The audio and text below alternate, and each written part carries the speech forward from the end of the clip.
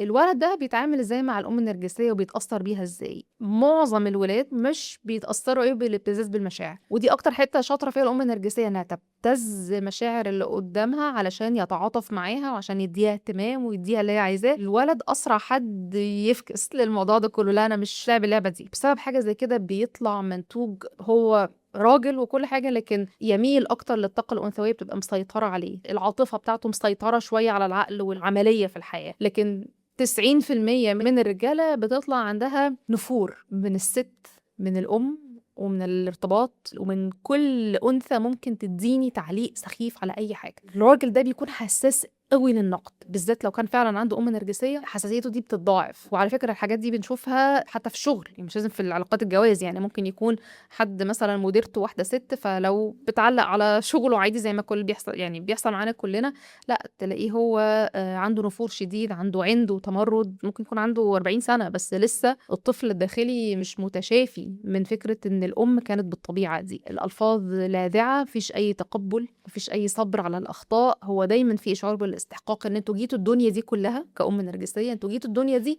تعوّضوني عن اللي فاتني. الكلام اللي بنقوله ده مش بنشجّع بيه أي حد خالص إنه يعمل عكس ده، بل بالعكس، إحنا ممكن نكون بنفهِّم ده عشان غرض الرحمة ناحية نَفْسنا وناحية أحيانًا الأم دي، زي ما قُلنا كده ظروفها ممكن تكون كانت صعبة، فالأصل في الهدف من الكلام ده كلّه هو إن إحنا نقرّب مش نبعد، ونبقى أرحم مش أقسى.